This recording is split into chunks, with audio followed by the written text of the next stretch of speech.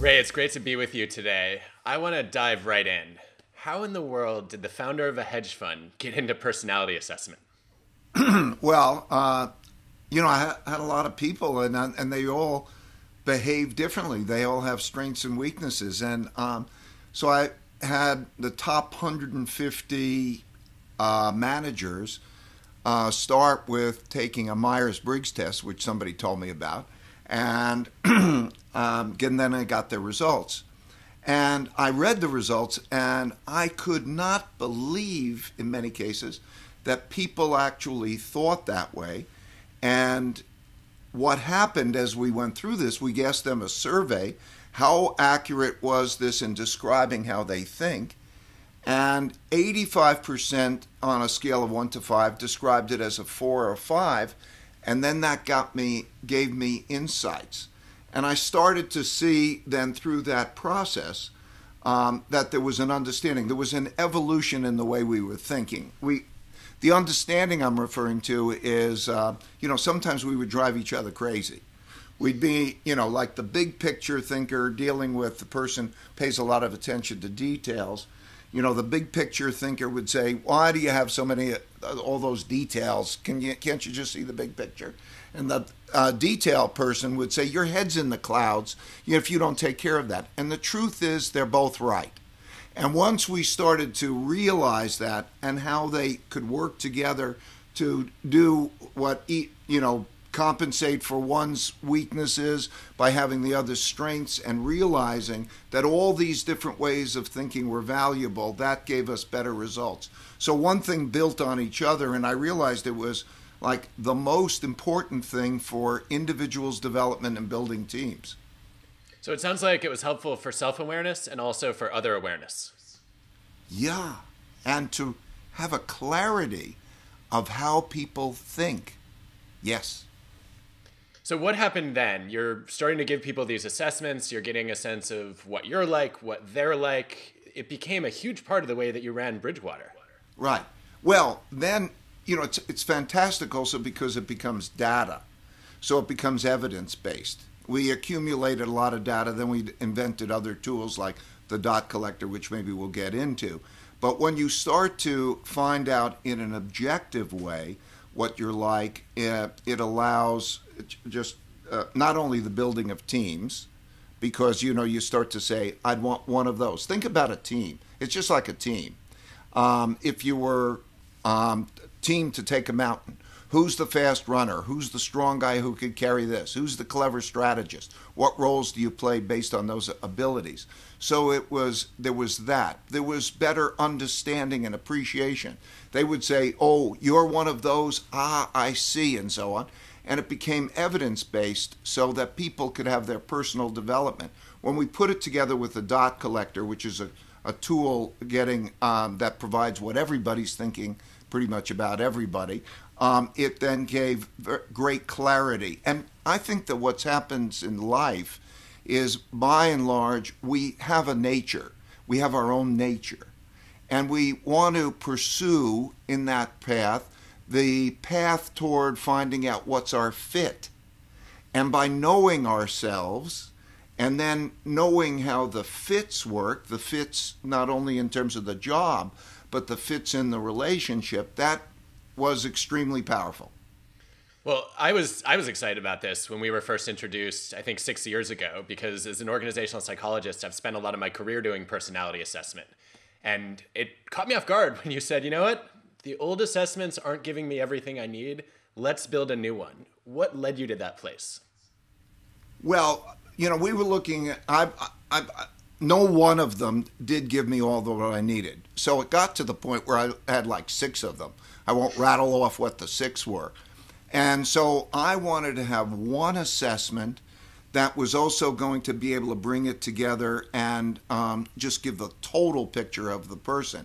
And that's when I contacted you, and I contacted Brian Little, and I contacted John Golden, 3 great psychometricians.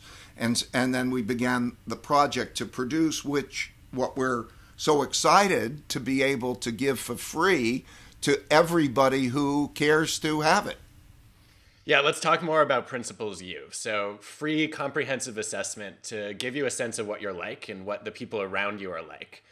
You've had some interesting people go through this assessment. Talk to me a bit about that. Well, way back when I'm thinking about how do I replace myself and what's the type of person, I decided that I wanted to identify what I called a shaper. What is the magic that the person who visualize something and builds out something terrific goes from visualization to actualization of great things. So people like Bill Gates and Elon Musk and Mark Benioff, P. Diddy, Sean Combs, Reed Hastings, all of those who, and many more, Jack Dorsey and so on, those people have demonstrated ability to go from, so I wanted to take their DNA, intellectual DNA, so to speak. So I gave them and a bunch more these profile tests, assessment basically that captures how they think, to get what that mix was for that kind of a job. And of course, it's valuable whatever job the person is in, but that's what I did. And I found that there was a pretty consistent profile. It includes Eric Yuan of Zoom and others. And there's a pretty consistent profile of that type of person in terms of being able to do those things. 0.6% of the population roughly has that.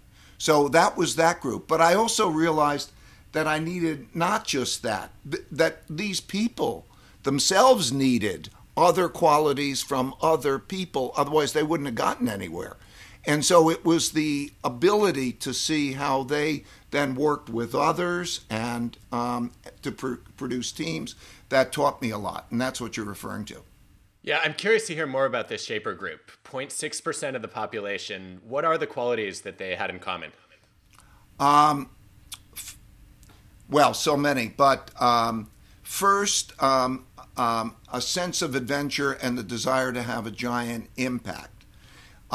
They would simultaneously very, very imaginative, but very, very practical. Would spend a lot of attention on that really big picture. But let me give you an example. Elon Musk, when he let me drive his car, and he gives me the key, and he shows the details of how the trunk it works and all of that. So to go, to Mars and simultaneously pay a lot of attention to that. And the one thing that was also very common of all of those is that there was no accepting of failure. And the dealing with people who were the not accepting less than excellence from people, being what I would say tough on people. Now, I gave Mohammed Yunus, who received the Nobel Peace Prize for inventing microfinance and having more do-good companies. He's built more social enterprise companies than anybody. He was also considered one of the 5 greatest entrepreneurs of our time by Fortune. I gave him the test. I gave Jeffrey Canada, who changed Harlem's Children's Zone, he envisioned how to take care of children in 100 square blocks of Harlem, and they all care about people. But all of them would maintain those high standards and work in a certain way where they wouldn't compromise the capabilities of people. They would find their ways of getting past that. So, and I found that this is a big issue in terms of achieving those great goals. How do you deal with people's weaknesses in order to achieve good? So those are some of the characteristics of those people. Very humble, very, very humble, interesting. Focused a lot of attention on what they don't know. These incredibly successful people would be more curious and more enthusiastically taking in the best thinking that they can, and you think, okay, well, they're brilliant and they're successful. They're successful because of what they know. It's how they acquired what they know through that voracious appetite and the open-mindedness. All of those qualities they had in common. Well, one of the things that jumps out for me there is that these shapers are full of paradoxes, right? These traits that we think are opposites actually seem to go hand in hand in them, right? The seeing the big picture, but also focusing on the small details, the caring about the world, but being tough on individual people. I think that combination is obviously powerful. That's now, it. Ray, I'm intrigued by the fact that we can see ourselves more clearly through the Principles U assessment. I'm also struck by the fact that we can see the people around us more clearly, and it can help us manage all kinds of relationships, whether we're talking about our marriage, our friendships, or our work teams. And we've worked together for a few years now, and I had a chance to look at our results, the juxtaposition of your scores and mine on the assessment. And I was stunned that you were less analytical than I am. What is going on there? Let me, before I answer that question, I want to just convey to the audience what you're saying. Unlike a lot of tests which just give you your results, these tests allow you, assessments, these allow you to bring in somebody else, and they will describe your relationship, what you'll encounter in your relationship with others, relationships with people you work with, or relationships with, as you say, with spouses, friends, and so on. And they're uncannily accurate in being able to do that. So it's a big deal. In our tests, it was great because we both worked together, Adam and I did, on building this. And as Adam knows, like he asked the question, he's more analytical than I am. And what you see in this profile is that I'm about 50% analytical and about 50% intuitive. So what is coming to me is I have a lot of intuitiveness. So what it balances when you look at that is it says, well, what's your approach? What's your mix? So I'm more a mix of like 50-50 intuitive and then analytical, because I personally believe, and I've experienced this, that there's the subconscious mind, that from the subconscious mind comes wonderful ideas. A lot of creativity comes up that way, but that it has to be reconciled with the analytical mind in order to go ahead and you assume it's correct. So I'm about 50-50, where Adam is very much more the analytical in terms of the evidence-based. And we see that in our relationship, We'll each push each other in that ways to get, the best test. Well, it was eye-opening for me, Ray, because we've had these moments where I want to change your mind and I bring you some evidence and you say, I don't care about the evidence because it doesn't match my intuition. And it led me to think that we can collaborate more effectively by me asking you, Ray, tell me more about where that intuition came from, and can we unpack it together? Yeah, this is a very big thing for me. When I align evidence and logic, they have to align. So when you bring to me something that's evidence, and we then say, okay, well, that's good. That's a good challenge because it better align. But then you have to align those two things. So that's how you see the interactions, I think. Well, I love that as an example of how seeing yourself more clearly and seeing the people around you more clearly can help resolve conflicts or help you have more productive conflicts. So good. Because like us, when we worked together, we understood that through the tests, and then we operated with that. And, there are, these are valuable. A daughter-in-law of mine at a dinner gave me the test of our family. We had all of our family together, and she gave us the personality profile for 5 types of love. I don't know if you've ever heard of that, but that's one of those in terms of the different types of love. And we took it and we understood each other better, and it helped us so much. So there are many ways of doing that. It depends what you're trying to get at. Well, I think one of the things that people often worry about when they take an assessment like this is, could I fail? Am I going to find out that I have a bad personality? Right? How do you think through that? There's no failure. this is just like your thinking preferences, right? Nature invented everything for a purpose. So nature has given us different ways of thinking. Everything has a purpose. And so when you look at it objectively and you say, is that me? And then if it doesn't ring true, but almost always it rings very true, but if it doesn't ring true, then it raises a question to look at so that you can then examine that and find out from others, is that me or whatever. And then when you know yourself, know thyself. And then when you know yourself, you can move beyond. So it's not a test. It's any more than if you would ask you, do you prefer steak or lobster or vanilla or chocolate? One of the things I find amusing when people go through an assessment like Principles U is they'll come out and say, I think there are a couple things in here that are really wrong about me. I'm like, you answered the questions. It's your fault. If you don't like the answers, go take it again. And but it is so good to reconcile. And I've seen its impact on relationships. Personal development and relationships. And we're talking a lot about it, but it's just kind of simple. It takes you somewhere, it's free, takes you somewhere between a half an hour and 40 minutes or something to do. It's fun to do. So, go do it and see what it's like. And then if you like it, you can pass it along to other people, and you could say, hey, I think there's a good description of me. Or you can ask somebody to take theirs and see how you match up. I mean, what can go wrong? We're talking about it. Just, taste it, see what it's like. I think there's a lot that can be learned through going through the assessment. And of course, that's only the beginning, right? You have a whole suite of tools that are coming out. Talk to us a little bit about how Principles U integrates with the dot collector. Well, again, I found it terrifically powerful to know what people are like and how they interact and what they think. Above all else, I wanted to have an idea meritocracy, in which the goals are meaningful work and meaningful relationships through radical truthfulness and radical transparency.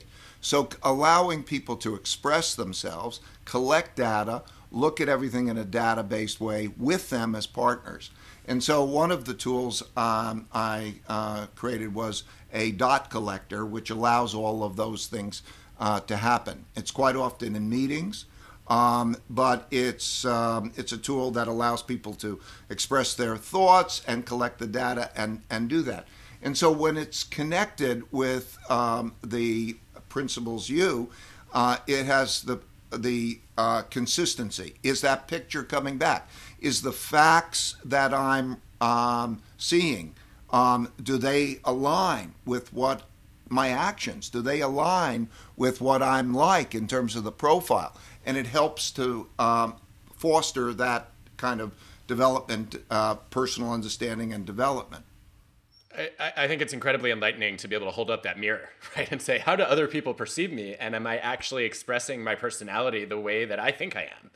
And sometimes I'm not. And it's a discovery process. There's no definitive truths. It's always whether the individual, when they're in, do they say, does that make sense? How do you reconcile it? Nobody's imposing this on it or have a definitive. It's like if it's not, doesn't line up, okay, what do you figure? How do you learn? And what explains the differences?